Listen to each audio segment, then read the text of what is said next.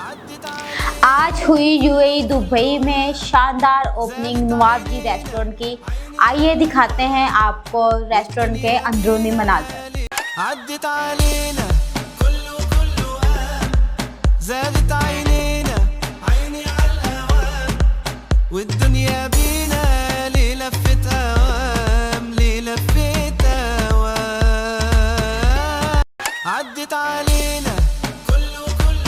जी नाज़रीन, इस वक्त मौजूद है नवाब जी की ओपनिंग में। हमारे साथ मौजूद है एक पाकिस्तानी। इनसे पूछते हैं ये कहाँ से हैं और इनका कौन सा इलाके की कौन सी ऐसी चीज़ है जो बहुत मशहूर है। अस्सलाम वालेकुम। वालेकुम सलाम। सर, आप कहाँ से हैं और आपके इलाके की कौन सी ऐसी मशहूर कोई रोड है, कहाँ से हैं? जी हम पाकिस्तान से हैं और पाकिस्तान में मशहूर है मर्दान इलाका मीर चौक में जैसा जो भी कुछ मिलता है ना, तो इधर आवरलान में भी मिलता है। अभी नवाब जी का होटल ओपनिंग हो रहा है, तो माशाल्लाह अच्छा खाना सब कुछ मिलेगा। आप लोग आए और इसका जायका टेस्ट करें। अल्हम्दुलिल्लाह हम तो खाते रहते हैं। इसका ये तीसरा ब्रांच है, ओपन हो रहा है। अल्हम्दुलिल्लाह आप आए और इसका टेस्ट